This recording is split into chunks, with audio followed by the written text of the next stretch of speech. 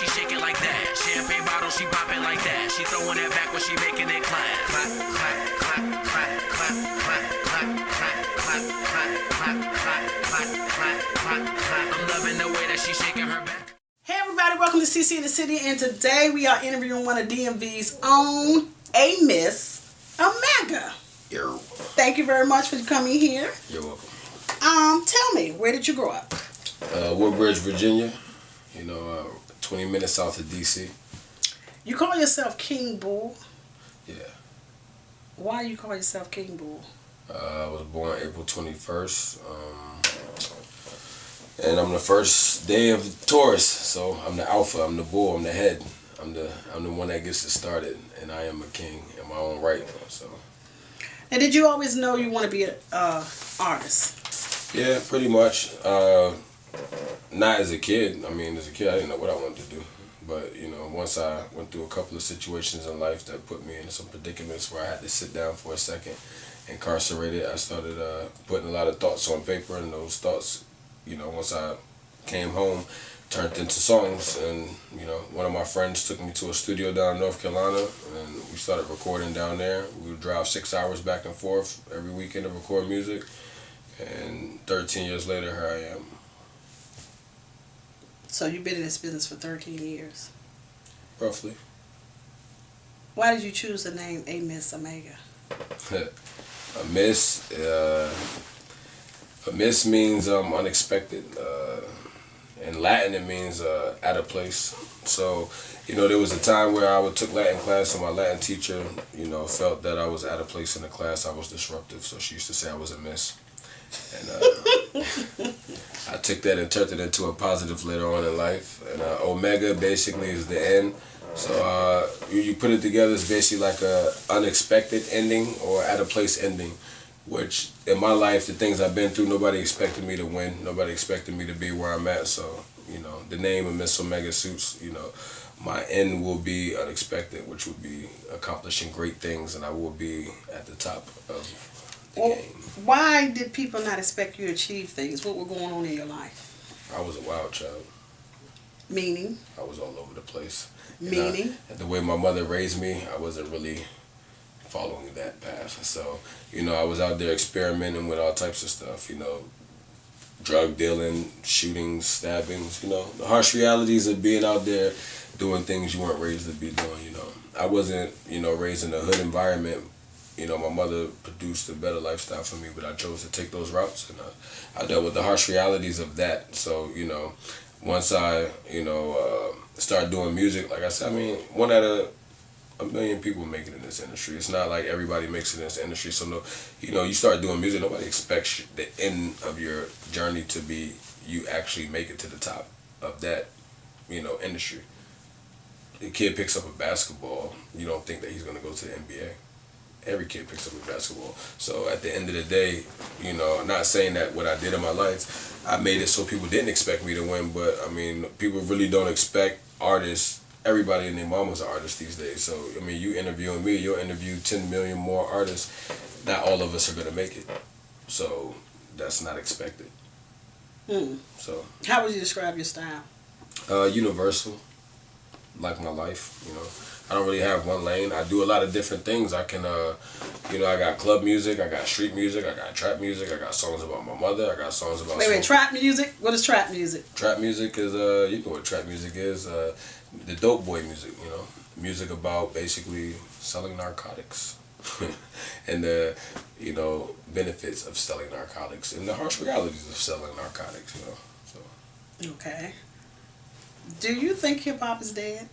No. It's changed. It evolves. The way it's evolved, a lot of people don't like the way it's evolved. I don't either, but I wouldn't say it's dead. If there's hip-hop is a beat, so as long as the hip-hop beat and production makes it's a lifestyle, it's a culture. Yeah, it is a lifestyle, but it first starts with a beat. That's what hip-hop is. Like, genres of music are beats, production. Hip-hop is a beat. Hip-hop is and then a beat brought out people to tell their story over a beat. So hip-hop's a beat. So it can't be dead. As long as there's hip-hop beats, there's hip-hop lyrics over hip hop beats. People might not like the lyrics, but that doesn't mean hip hop's dead. And there's a lot of people behind the scenes in the industry that make it that way. I mean, it's people put, dummy down rap on the radio and everybody follows it, and that's what people want. A lot of music's catered to people being I call it fiend music these days. A lot of pop pills and get off, messed up off different types of drugs and alcohol, and that's cool. Sometimes I dibble and dabble in that stuff, but for the most part, your brain's not gonna be able to function well off of those type of things. So when your brain is functioning off of those narcotics, you're not gonna get the music the way it's supposed to be got, in my opinion. So that's where the hip hop dead thing. People say the music's doesn't have a lot of good content. I mean, it's not so much good content. I think that the genre. I mean, we look at the Fugees, we look at Tribe Called Quest, we look at Busta Rhymes, we look at right. But now we don't have that type of artist. We have, like you said, the drugs, and the music sounds similar. That's still hip hop. Okay, it's still is it?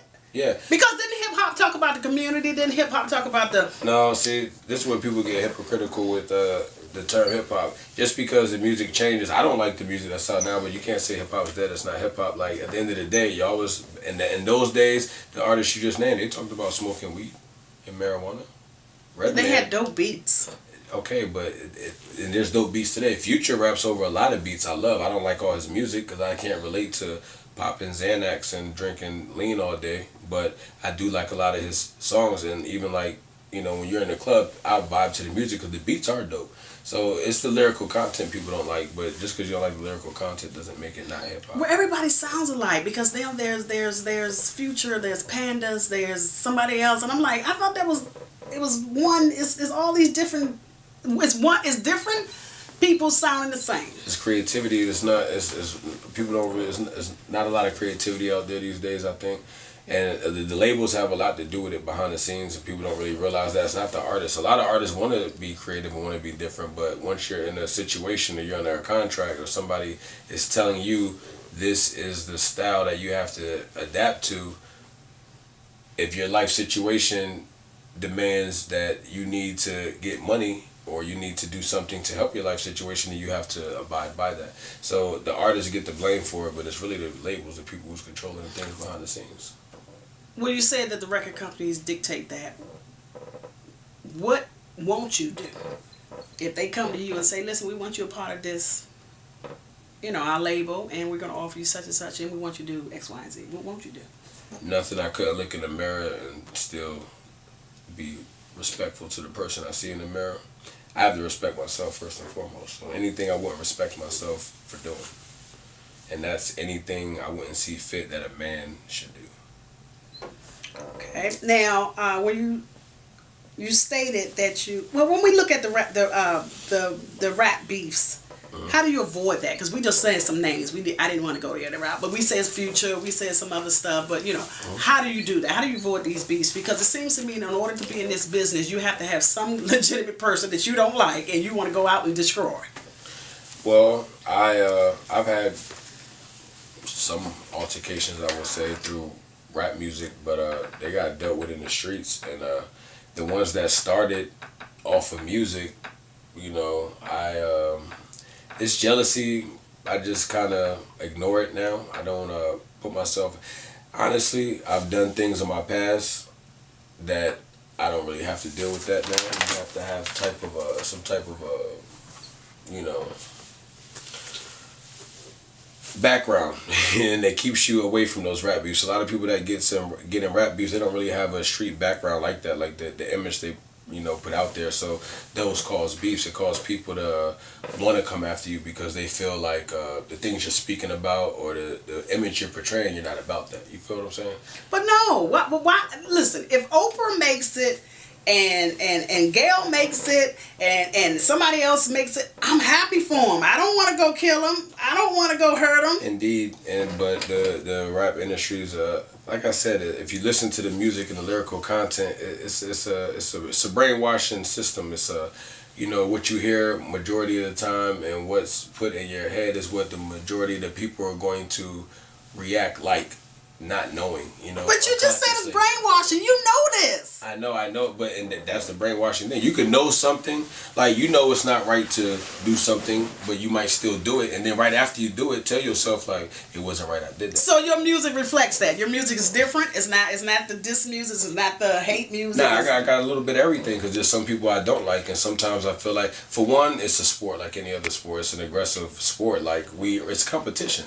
We're men. We're bumping heads, testosterone. Well, they're female rappers. They're female. True, rappers. but and they beef. They do, but it's still the same thing. It's a aggressive game. I gotta bring my aggressive game. I gotta bring my hood. Well, I wouldn't say you gotta do all that, but I would say this: the more creative you are, the less of the BS you have to be involved in. A good way I would say how I can not to answer the question directly. I try to be universal with my music. The things I've done in the streets and the image I have in the streets, I don't try to bring to my album music. I leave that more in mixtapes. So like if I'm doing party songs, like the songs you heard, I got songs with Snoop Dogg about female songs like that. Nobody's gonna wanna. Why would you wanna come at me? I'm in the lane where the people who battle with each other and beef with each other usually are trying to compete for being the toughest guy in the industry, the biggest dope boy in the industry. Nobody cares about being the ladies' man. Nobody wants to be LL. Like, nobody's beefing with LL. Nobody's, he did have beefs and stuff like Flow Rider, put it that way. Nobody's beefing with him right now. Why? Because he's not trying to be the hardest dude out or the biggest drug dealer out. He's just making party music, and he's the highest selling artist probably right now as far as hip hop's concerned, and nobody's beefing with him. Nobody's online bashing him. TMZ's not putting stuff up because he's picked a lane where there is no beef in that lane. Mm-hmm. You feel me? So the lanes you pick can dictate the beefs that come up. I mean, if you're gonna go run around your city and say, I'm the hardest dude out, I get more money than anybody, somebody's gonna be offended by that. When you said in the Source magazine, you call yourself the King of Woodbridge, you get status for that? Yeah, I get a lot for it, but I proved it. My numbers speak. I don't put pictures up about popping bottles and all that and say, oh, I'm a king of this area because I do this. One, I give back to my community. Like, even this week, I'll be doing a speech for children at middle schools. They pick me out of all the artists. They research online. They research numbers. These numbers get me these events and, places I get to go because of my numbers, not because of what I say I am. Source magazine, I didn't just go to Source and say, put me in your magazine because they had to go research those numbers. Editors have to go see those numbers and they have to say, oh, okay, we can put this in a magazine. If not, that editor would have got fired. You know what I'm saying? So it can ruffle all the feathers they want, but instead of ruffling feathers, what they should see, what they should do is feel like when they first did the article, it could have been DMV. They wanted to do a DMV thing, and I was like, I want you to know where Woodbridge is. A lot of people outside of DMV don't know what Woodbridge is, and a lot of people in DMV don't know what Woodbridge is. So I felt like to put my area, small town, on that major map like that, in an article like that, I feel I should get respect and not hate for that. And the people who do hate and want to beef with me over it, it just shows a reflection of jealousy, because at the end of the day, you should love me for it. Like, I might not even get a deal off of that. You might get a deal off of that. Another artist might get a deal off that. Now labels might be like, oh, Woodbridge, or we're not really interested in this dude, but let's go to Woodbridge and see what else is out there. And you might get a look out because of me. And that's the problem with the area. People don't pay homage for that. They'll rather beef and battle and ruffles their feathers. Why does it ruffle your feathers that I call myself a king? Why would it be any problem that I think I'm at a high level at what I do? That don't mean you can't call yourself that either or be that for yourself. So at the end of the day, I don't judge what other people think or say on what I call myself. If I want to be a king, I'm a king. You can't take that right away from me. If my numbers prove it, it proves it. Okay, you work with a lot of artists. Can you name a few? Well, one I'll shout out my little bro Tay-Rock, from B-More. He's a URL battle rapper. He's Smack DVDs, man. He's doing this thing. I've been around him a long time. A lot of producers, man. I mean, like I said, I got a record with Snoop Dogg. I got a record with Rick Ross. I got a record with Neo. And I got a record with Yo Gotti. So those are like the major records I've done. I was in the studio same time as the artist, but just to even be in a position to have the connect to make all that work for me, I felt like, that was cool. So, I mean, the Snoop song I would say would be my biggest. I grew up listening to him. He's an idol to me. He's an icon. You know what I'm saying? So just to even have his voice on the same record as my voice just was like a big, probably, you know, deal to me. As far as like, that's one of the tracks that I was intimidated to do. You know what I'm saying? I really took my time with that one because I was like, I want to match his smooth and his cool. So, you know, those are a few artists I worked with, and I'm, you know, grateful for those opportunities. How did you get those opportunities? Networking, not sitting in the DMV thinking that this is what life only thing has to offer. I've expanded, you know, my brand. I've expanded. I go out, I travel, you know, just meeting people, keeping it real with people, met the right people.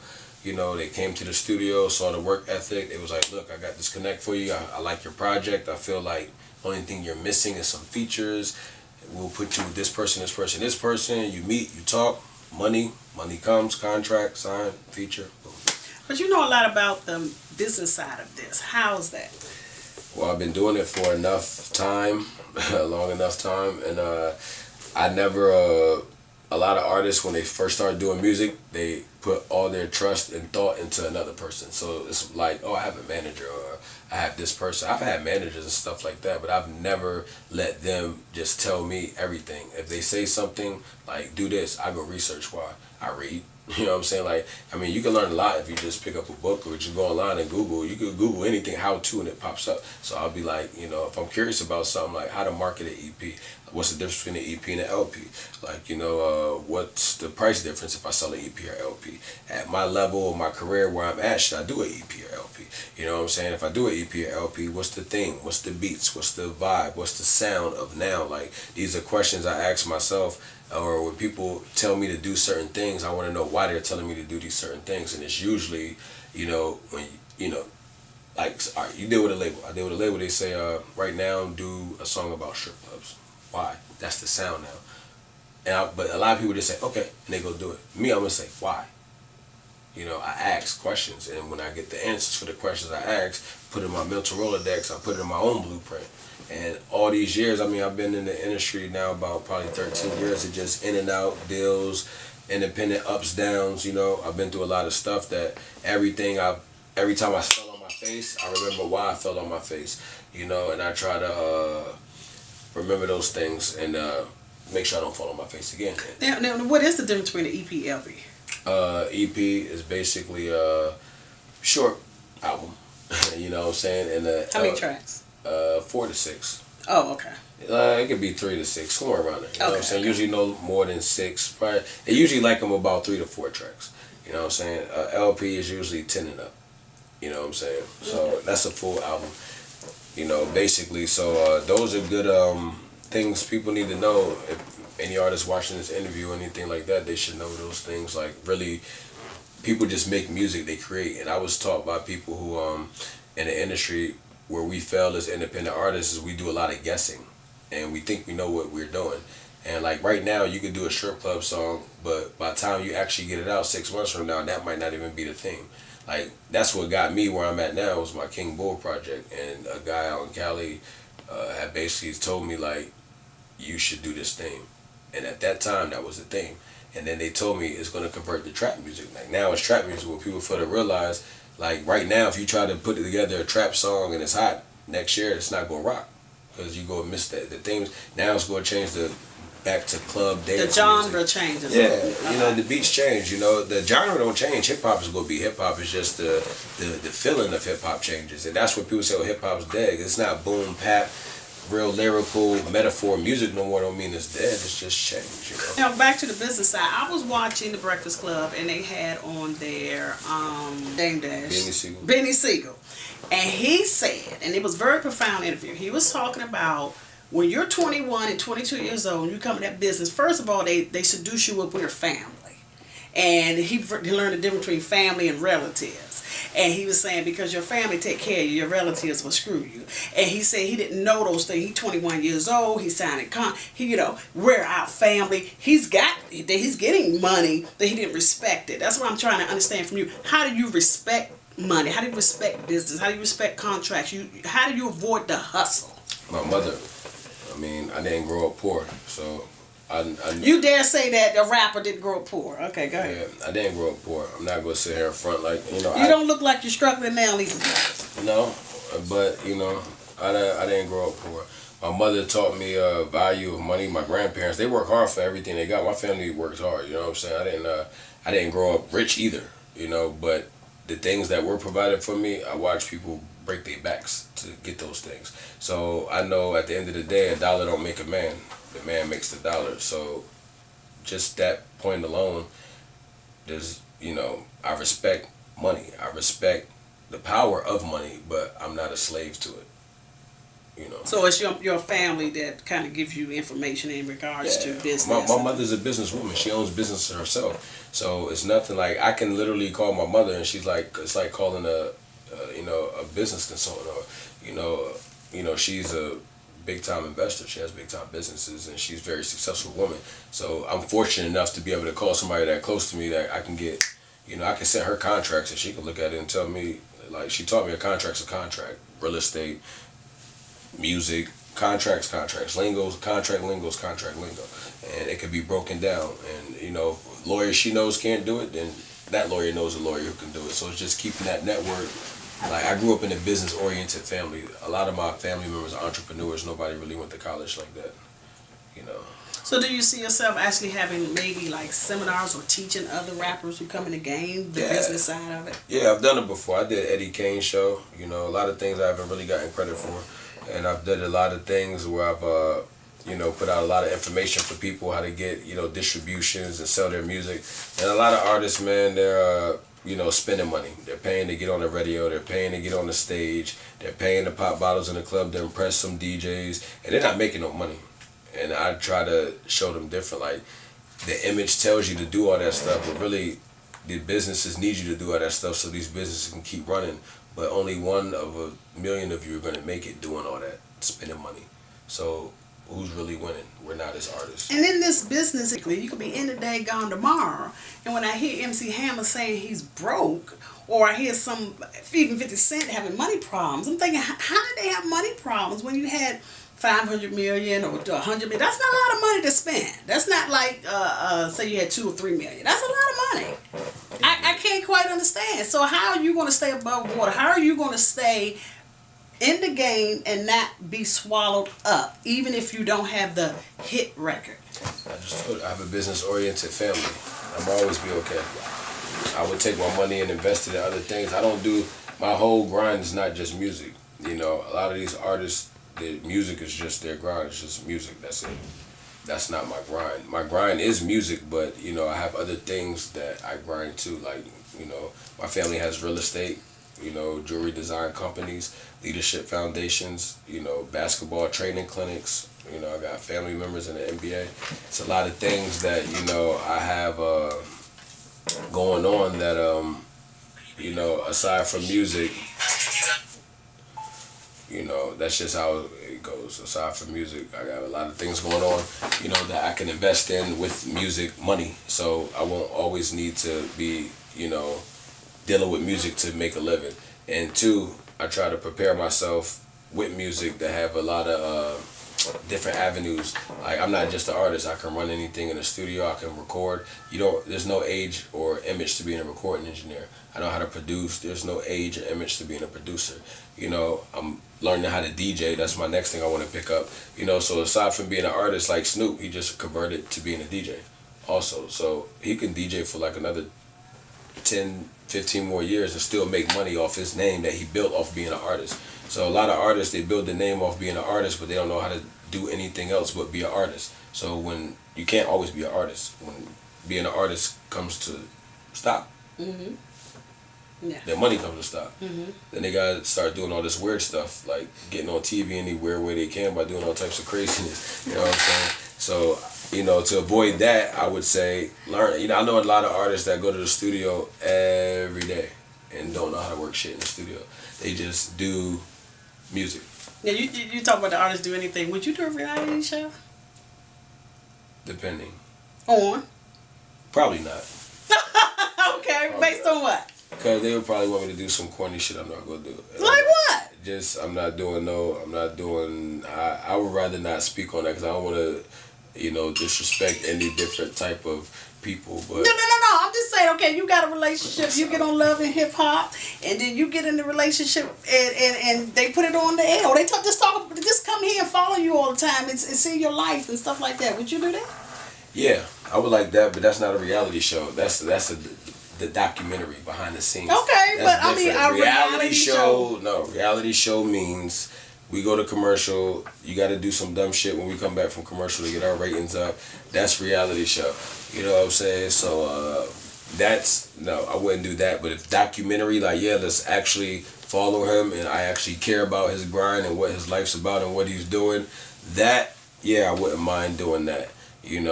Cool. But reality show, nah, because they be wanting. It's all about ratings, and I wouldn't. They usually want your family involved and stuff like that, and I wouldn't expose my family or people I care about for money. I wouldn't do that. Okay. Now, you talk about working with Snoop. If you could work with anybody outside of that, who else would you work with? Producer-wise or artist-wise? Both. Producer-wise, I would probably say Dr. Dre, because he's the best in my opinion. Or I would really like to say Pharrell and Timberland, because they're from Virginia and I'm from Virginia, but they don't do anything for artists or music in Virginia. Pharrell has attempted. I'll give him credit, but like people like Timberland, producing. The Clips? Yeah, that was Pharrell. He did that. I give him that. That was cool, but they don't. Missy? They all came together. She's not doing nothing for Virginia. Genuine? She's not doing nothing for Virginia. Genuine's not from Virginia. Timberland's. These people made a living. These people made a living coming from Virginia, and they rep Virginia when they first got out. But at the end of the day, you know what I'm saying? Like, I'm pretty sure Timberland has enough network and enough money that he could be doing showcases or something to bring some talent. Well, he does the Fox 5 show, so he can certainly put on Virginia. I think Missy was doing a talent dancing. They don't, man, listen. Do you find that to be the DMV artists don't help DMV artists? We can go all the way back to Marvin Gaye. Well, go ahead. Nah, but they don't. I mean, that's why Atlanta, that's why New York done fell off and got it back. Because they, once they started beefing with each other, the down south took over. Because, they was up there too worried about who's the king of New York. And while they was worried about that, everybody down south was like, hey, we'll all be in each other's videos. We'll all jump on each other's tracks. Out here, it's not like that. A dude hears you and you got good music, he'll rather not put you on the stage because he feels you're going to take your shine. A lot of people lack confidence. When you have an area that really doesn't have an identity, then you're going to have a lot of people that really lack confidence. Northern Virginia really doesn't have an identity. They feed off of DC's identity, and they try to go off of that. I try to bring real Virginia identity. Like, I talk like a Virginia person. I walk like a Virginia person. I'm proud to be a Virginia person. I don't say I'm from the DC area. I'm from Virginia, from Woodbridge, and that's why it was in the Source magazine. What does a Virginia person talk and walk like? Me. Oh. Describe it? It's not to be described. It's just the act you have to see, So if people saw me walking and talking, they would think I was from where? 6th Street.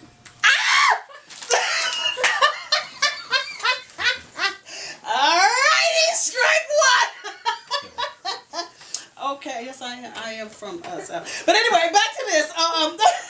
But no, I'm just trying to understand, how do you judge people based on the region? We can tell East Coast Southerners and Northerners, but how do you know it's specific? I can pinpoint specifically where you're from. Virginia, we cool, man. Woodbridge, that's Dale City, there's Northern Virginia, there's Southern Virginia. No. See, I consider Dale City, Dumfries, all that's Woodbridge to me. Oh, okay, well. To me, Woodbridge starts at, But Pharrell them from Virginia Beach. Yeah, that's cool, but they don't do that. Miss is not even from, I don't think she's from Virginia Beach. She's from what, Dumfries or something? I don't know where she's from. She's definitely not from Dumfries. Where she's from? She look like a Dumfries. Stop it. Where she's from? She's a cute girl. I love her hair. Hush. What's about? She alright. Anyway, so, okay. How did you feel about the passing of Fife dog? That actually affected me a little bit just for the... I mean, I don't know the man personally, so, I got, deaths in my own family. So when I see famous people, when they pass away, I can't really feel too much about it. But just the fact that, he was a person who was a a pillar to hip hop community. You know, I think Trap Called Quest brought a whole new vibe of music. Jazz mixed with the little hip hop vibe was cool. And out of that group, I feel like even though Q-Tip was the poster boy, Phife Dawg was the best. He was the lyrical one. Like, he had lyrics. He was using metaphors where people didn't really know what metaphors was at the time. You know, even the Scenario song, he jumped the song off. You know, you're talking about you put. What, it was probably like 5, 6 of the top rappers at that time on the track. He jumped it off. To jump off a track, you got to be one of the nicest people. They don't put the whack dude first. You know what I'm saying? So that says a lot about him. You know what I'm saying? We'll always know. You know when he's. I felt really. Don't know this. Yeah, I felt sad. I was like, oh my God, I knew the history. I was like, oh man, I'm gonna be in at the block parties and dancing. And the bad thing about it, a lot of people when he passed away, you mentioned it, and people like who rap, you know, you be in the studio, Phife Dawg passed away, there's people like, oh yeah. Like a lot of these dudes who do music, man, they don't know nothing about the craft. They really don't. They out here fronting. They just look at TV and they want to put on some jewelry and be in the club dark, but got they sunshades on, and they want to have a bottle and stand on the couch and be like, I'm the man, I'm the man. Well, that's you. No, that's not me. Okay.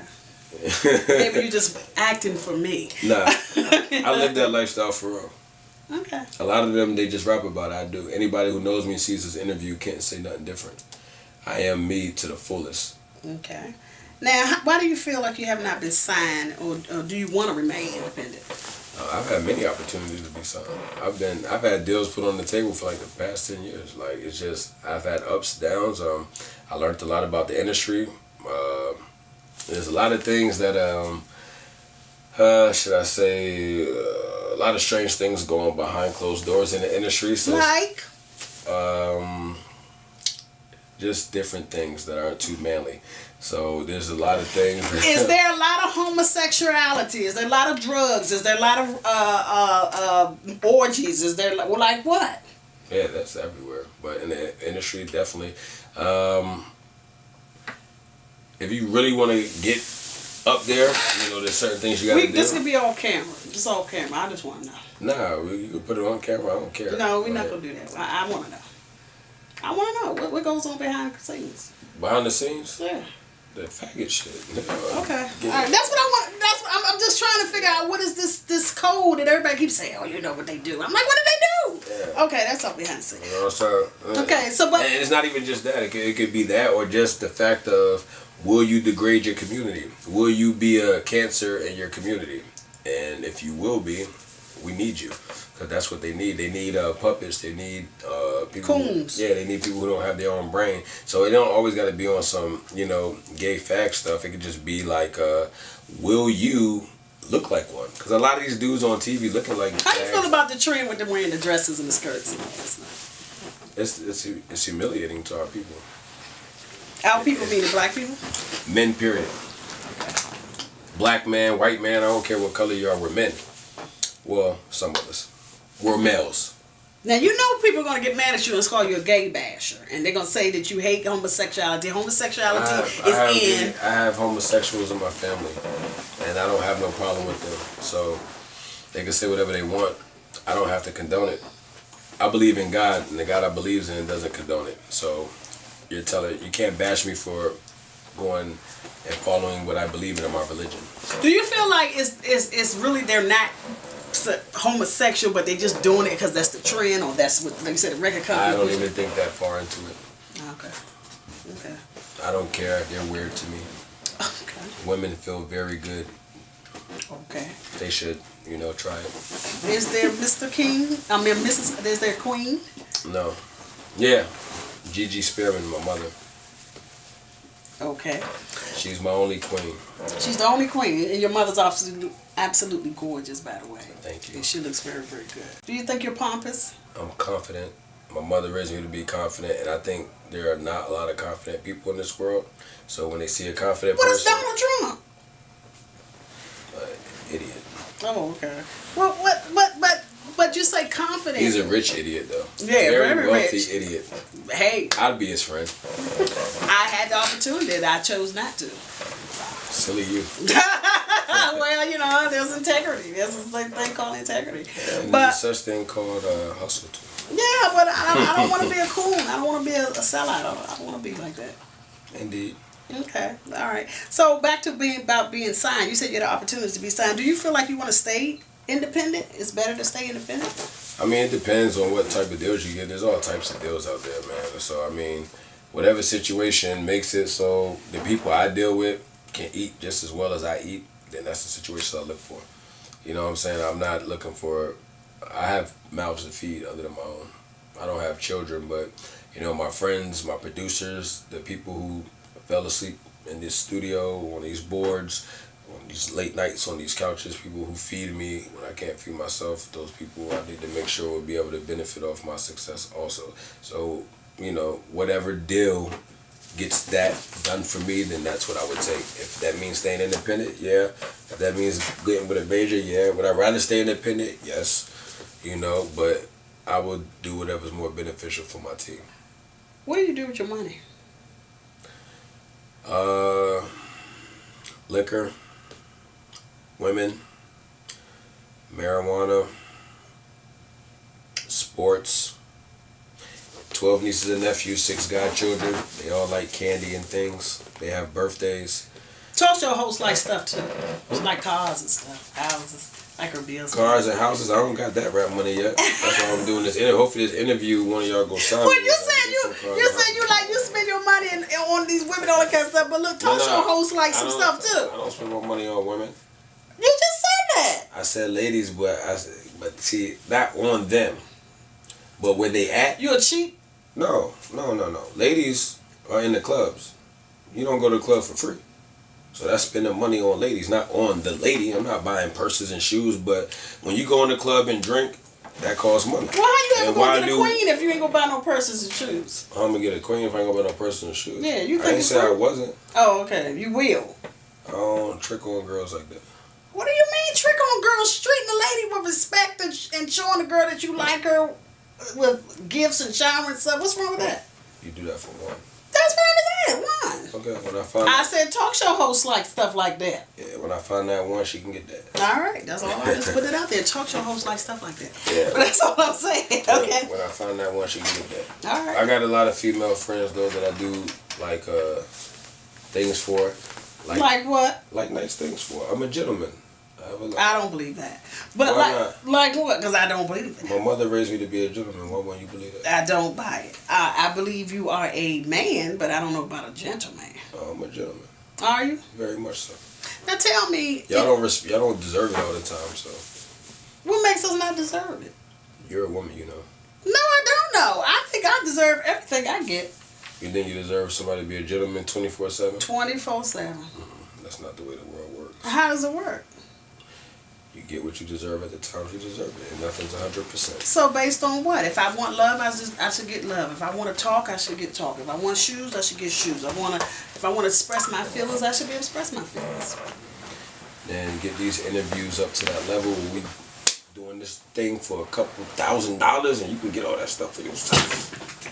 I like to be giving it. I like people to give it to me. Get that stuff for yourself. I do it for myself. Mama got her stuff. Don't worry about that. But no, I'm saying for a man. I'm looking for a sugar mama. You got me? No, I have nothing to give you, sir. Nothing to get. I don't know no sugar mama, nothing to give you. No, you the rapper. You supposed to be giving us. You the one with all the money. You ain't looking like you starving. Come on, brother, trade that in. I'm skinny. You are thin. These fake diamonds. They are. No, they're not. Okay, now is your album almost complete? Yeah, it's about there. Like I said, we got the features out the way. It's pretty much done. Recording wise, we're just doing a lot of mixing and mastering. The title would be Immortal Glory. So I'm excited for that release. I'm also releasing a mixtape this week, secretly. By the time this comes out, it'll already be out. So what? I can say when it's coming out. So it will be out April 21st on my birthday. And it will be called King Bull 2. And it will be released on the first day of tours to go with the whole King Bull thing. You know what I'm saying? So that's going to be pretty dope. It's going to be more street oriented. You know, a little aggressiveness. Because my album is so like happy la la. You know what I'm saying? I had to get some So I had to drop the mixtape just to get that off my chest. All right, this is going to be the last hurrah. Because I'm just so tired today. What's your long-term goal in the industry? Long-term goal, I would say I would just like to have longevity and. Do you want to own your own record company? I do. No, I mean, in a massive, like Puffy, you want to be like that, like Jay-Z, on basketball teams, all that kind of stuff. They move to a different genre. Yeah, They're in another arena. I just want money, and I want to be comfortable, you know. What's money? My team is comfortable. My family's comfortable. Okay. That's money to me. I would like to be a provider for my circle. I was raised in a family of men who provided. My grandfather was a provider for the whole family. I do my business to provide for my family. So you're an intelligent human being. You know a lot of things. You've been educated, but yet you choose some things that doesn't sound very intelligent. Now I'm going to say in regards to some of the drugs and the party and all that kind of stuff. Mm-hmm. You know, those things are not supported in our community because they destroy people's lives. Now, are you showing the other side of that as well? Because, see, the young kids look at this and they like, oh, I can pop Molly, I can do this, I can do that. But the fact of the matter remains, people are dying. Do you take any responsibility for it? No, because I don't talk about Molly. I don't do Molly. I smoke weed. But you said it was some other drug you named, didn't you? Didn't you name some other drug? No, I said weed, liquor, and ladies. Those are my only drugs in music. Okay, I don't know about the ladies, but okay. Ladies are a good drug. No, I don't know about that. But you should try it. I don't do ladies. I don't do girls. I only do men. No, I only do dudes. 6th Street. Stop it. No, but seriously though, do you feel a responsibility to the community, to young people, when you produce music that may not necessarily glorify positive things? No, because I do it in a way that, I never say, go do this. I always say, do you. Meaning that if parents have to raise their children, so it's like, do what you were made to do. Do what your theme is. Do what you're allowed to do. Do what makes you feel right. If somebody wants to go, if I say in my song, I get high and I smoke weed, and the kid hears it and he wants to go get high and smoke weed, do I feel like I influenced that kid to do that? Yeah, I feel a little bit responsible for that in a way, because music is very influential. But at the same time, that parent stress to that kid and raise that kid to know that you can listen to things, you don't have to do everything you see. I mean, if a kid watches Superman fly, is your kid gonna put on a towel and jump off the roof of the damn house and try to fly? No. So is those people bad for putting out those movies of Batman and Superman and all that? No. But there's a lot of young people that don't have parents, you know that. Indeed. And they're coming from Southeast DC. There are a lot of young people who are raising themselves, and the rap music is their mother and their father. Do you feel like there's a responsibility for you to give them some more positive outlet than just weed or sex or drinking and dancing and stuff? Yeah, but if you really listen to the content of the music, what y'all feel to miss the parts of, y'all just hear the weed and I work hard to do those things. Those are my pleasures. Everybody has their own pleasures. I don't say, if I could sit my ass in the studio every day and I can bust my ass staying up all night recording tracks, then when I go out and do my leisure, I can do what I want to do. And in my music, my job is to tell my story. My job is not to raise your children. My job is not to preach. My job is to tell my story of how I was raised, how I do what I do, and my harsh reality is my rewards, and my rewards is when I want to, relax a little bit and go out and do me, I go to clubs. I pop me a bottle, I drink liquor, I like to get high off marijuana, and I like to be around females. I'm a man. Men like to be around females. I don't see when you say sex, I'm not promoting sex. I'm promoting being around females. Being around a female doesn't necessarily have to mean sex. Other people's minds think that, and if that's how they was raised, I wasn't raised like that. I was raised to, you could have a group of females with a group of dudes, and we just all go out and have fun and kick it. Who wants to hang out with a bunch of dudes all the time? Just because females are involved in the mix don't mean sex has to be involved in that. If you can't get that out of my music, and I specifically put that in my music in a way that you can get it, then that's your fault. You missed out on that part. You just heard weed and women and liquor. You missed all the bars in between that where I'm intertwining why I'm weed, liquor, and doing what I'm doing. You feel what I'm saying? People take out of music what they want, and it's usually the negative, and they skip around all the positive. That's not my problem. What you go to jail for? I had a stabbing charge, malicious wounding, shooting an occupied dwelling, handling a firearm recklessly. Alright, let's go! We out! Last interview's over! I'm done! Nice knowing you! Damn, I didn't know that! Oh, give me my purse!